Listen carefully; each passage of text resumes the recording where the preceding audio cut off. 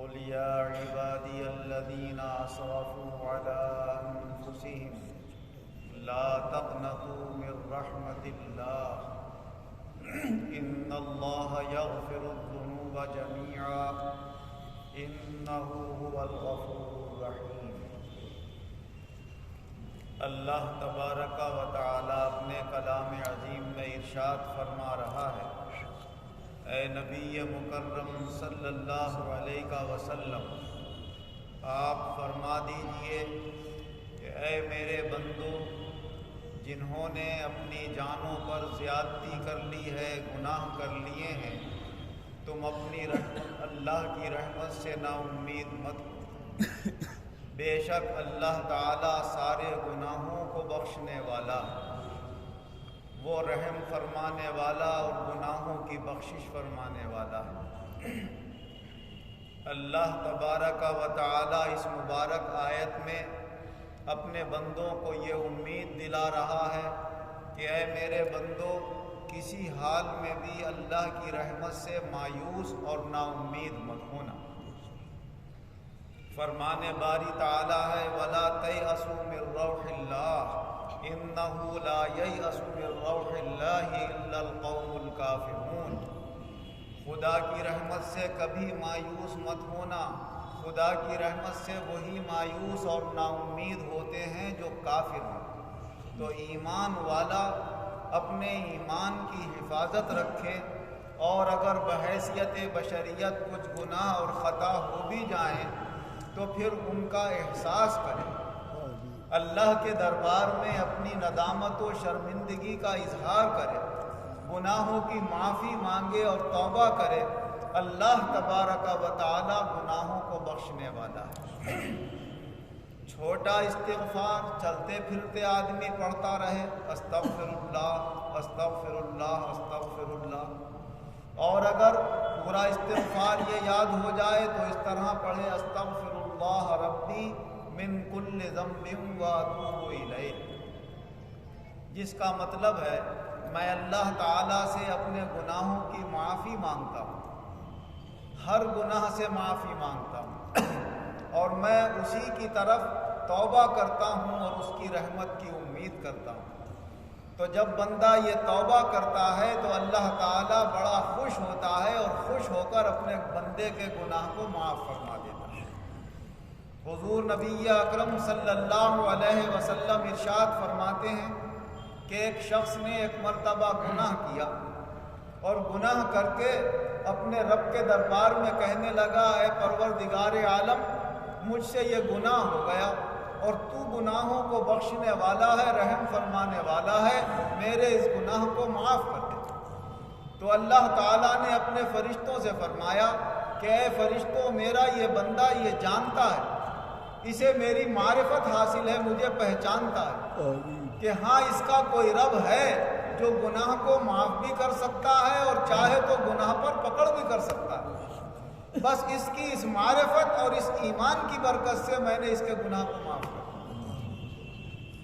بندہ ہے، انسان ہے، غلطی ہو ہی جاتی ہے، پھر اس سے کوئی گناہ ہو جاتا ہے، پھر اپنے رب تبارک و تعالیٰ کے دربار میں رجوع ہوتا ہے اور کہتا ہے مولا ایک گناہ اور ہو گیا، تو ہے گناہوں کو بخشنے والا، تو اس گناہ کو بھی معاف کر۔ اللہ تبارک و تعالیٰ پھر یہی فرماتا ہے میرے بندے کو پتا ہے کہ اس کا کوئی رب ہے جو گناہ کو معاف بھی کر سکتا ہے اور پکڑ بھی کر سکتا ہے، میں نے بندے کا یہ گناہ بھی معاف کر دیا۔ پھر بندے سے کوئی گناہ ہوتا ہے اور وہ کہتا ہے مولا مجھ سے یہ ایک اور گناہ ہو گیا، تو اللہ تبارک و تعالیٰ فرماتا ہے کہ میرے بندے کو علم ہے کہ اس کا کوئی رب ہے جو گناہ کو معاف بھی کر سکتا ہے، پکڑ بھی کر سکتا ہے، اے بندے میں نے تیرا یہ گناہ بھی معاف کیا۔ اگر میرے بندے تجھ سے کوئی گناہ ہو جائے تو بس تو مجھے پہچان کر میرے اوپر ایمان رکھ کے تو توبہ کر لے، پھر جو تیرا دل چاہے تو کر، میں تیرا گناہ معاف کرتا رہوں۔ اللہ تعالیٰ فرماتا ہے ایک دو گناہوں کی کیا بات ہے۔ حضور صلی اللہ علیہ وسلم نے فرمایا کہ فرمان باری تعالیٰ ہے اگر کوئی زمین بھر گناہ لے کر مجھ سے ملاقات کرے، بس میرے ساتھ کسی کو شریک نہ بناتا ہوں، اکیلا میری ذات پر ایمان رکھتا ہوں، سب کچھ مجھے ہی جانتا ہوں، تو پھر میں اس سے اتنی ہی مغفرت لے کے ملاقات کرتا ہوں، ولا ابالی، اور مجھے کوئی پرواہ نہیں، میں تو بے نیاز ہوں، جس کو چاہوں بخش دوں۔ کوئی یہ نہیں کہہ سکتا کہ اس کو کیوں بخش دیا اور اس کو کیوں چھوڑ دیا۔ بخشش کرے تو ایک کلمے پر بخشش فرما دے، اور اگر پکڑ فرمائے تو نیکیاں بھی اگر اس نے کری ہیں اور ان کے اندر ریاکاری اور دکھاوٹ آ گئی، تکبر اور گھمنڈ آ گیا، تو اللہ چاہے تو نیکیاں کرنے پر پکڑ کر، تو نے یہ کام کیا تو تھا مگر میری رضا کے لیے نہیں کیا تھا، لوگوں کو دکھانے کے لیے کیا تھا، اس کا نتیجہ بجائے جنت کے جہنم ہے تیرے لیے۔ تو نیکیاں اور گناہ نہیں دیکھے جاتے اللہ کے یہاں، یہ دیکھا جاتا ہے کہ میرا بندہ مجھے پہچانتا ہے، اپنے اندر تواضع اور انکساری رکھتا ہے، اپنی عبادتوں پر کہیں اپنے اندر انا اور گھمنڈ تو نہیں لے آیا ہے،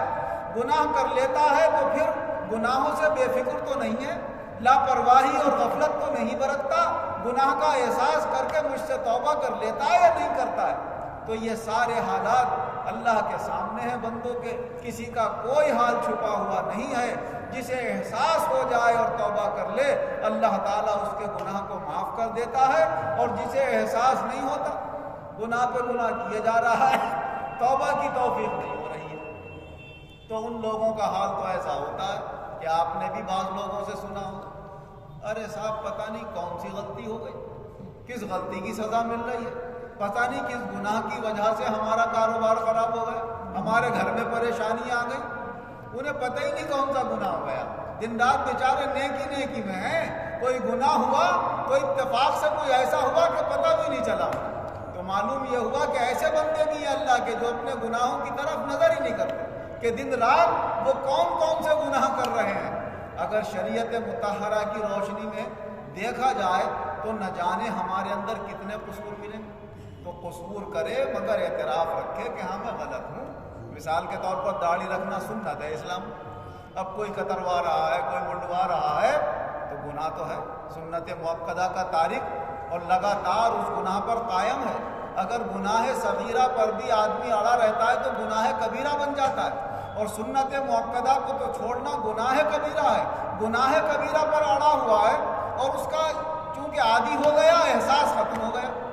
احساس ختم نہ کرے، احساس باقی رکھے کہ ہاں میں کسی اپنے دنیاوی منافع کی وجہ سے، یا لوگوں میں اٹھنے بیٹھنے کی وجہ سے، یا اپنے نفسانی خواہشات کی وجہ سے، یا نفس کے پریشان کرنے کی وجہ سے، یا شیطان کے وسوسے کی وجہ سے میں یہ عمل کر رہا ہوں، مگر کر شریعت کے خلاف رہا ہوں، مولا معاف کر دے۔ تو احساس رہنا چاہیے اسے، یہ نہیں کہ احساس ہی ختم ہو گیا تو پھر توبہ کی بھی توفیق نہیں ملی، توبہ کی توفیق نہیں ملی تو گناہ کو ساتھ لے گیا اللہ کے یہاں۔ پھر بھی اللہ مہربان ہے، وہ تو آخرت میں بھی جس پہ مہربانی کرے گا وہاں پر معاف فرما دے گا، اور جو پکڑ کرنا چاہے گا تو بندہ یہ نہیں کہہ سکتا کہ مولا کیوں پکڑ کری ہے۔ وَيَفْعَلُ اللَّهُ مَا يَشَاءُ، اللہ جو چاہتا ہے کرتا ہے، اس سے کوئی یہ نہیں پوچھ سکتا کہ تم نے ایسا کیوں کیا۔ یہ صرف ایک گناہ میں نے بطور مثال ذکر کیا ہے جو ہمارے اور آپ کے سب کے سامنے ہے، ورنہ جو آدمی دوسروں کے پیسے مارنے کا عادی ہو جاتا ہے اس کے ذہن سے اس کا احساس ختم ہو جاتا ہے کہ میں کوئی گناہ کر رہا ہوں، جو آدمی گالی دینے کا عادی ہو جاتا ہے اس سے اس کا احساس ختم ہو جاتا ہے کہ میں گالی دے رہا ہوں، جو آدمی جھوٹ بولنے کا عادی ہو جاتا ہے اس سے جھوٹ کا احساس ختم ہو جاتا ہے۔ ارے یہ کیا بات ہوئی یار، اگر ہم نے کہہ دیا، وہ پوچھ رہا ہے کہاں ہے، گھر میں بیٹھے، میں بازار میں ہوں، تھوڑی دیر میں آنا میرے پاس، کیوں؟ جھوٹ کا عادی بن گیا۔ ہمارے پیر و مرشد مولوی ریاض الدین خان صاحب رحمۃ اللہ علیہ نے ایک مرتبہ واقعہ سنایا کہ ہندوستان سے جواہر لال نہرو کے زمانے میں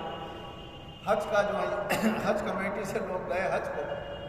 تو وہاں پر میدان عرفات میں ایک ہندوستانی حاجی صاحب شور مچانے لگے، ہائے صاحب میرا سامان چوری ہو گیا،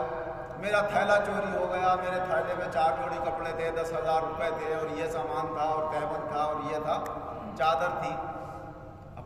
پولیس چکر میں آ گئی کہ بھائی اس زمانے میں 10,000 روپے اور یہ چیزیں، اور انہوں نے گھومنا پھرنا شروع کیا، تلاش جاری کی، تو وہ تھیلا جو انہوں نے نشانی بتائی تھی وہ کہیں مل گیا۔ پولیس والوں نے آپس میں بیٹھ کے کہا دیکھیں بھائی اس میں کیا کیا سامان ہے، بات کو دیکھ گئی۔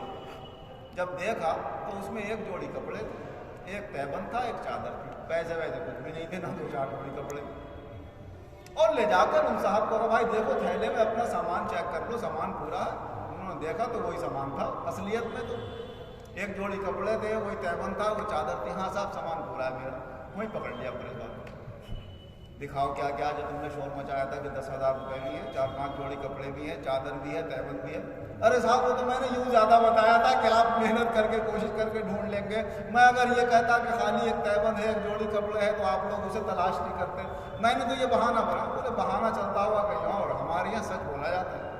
تم جھوٹ کیوں بولے؟ ارے صاحب اتنی ساری بات پہ کیا جھوٹ ہو گیا؟ کہ چلو لے گئے۔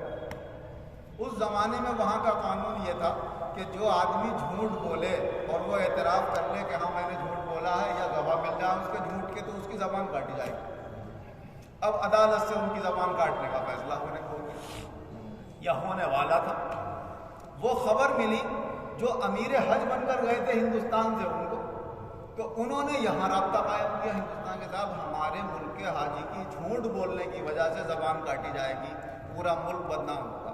کوئی صورت بنائیے ایسی کہ جس سے زبان کٹنا بچ جائے گی۔ تو جواہر لال نہرو نے وہاں کے بادشاہ سے رابطہ قائم کیا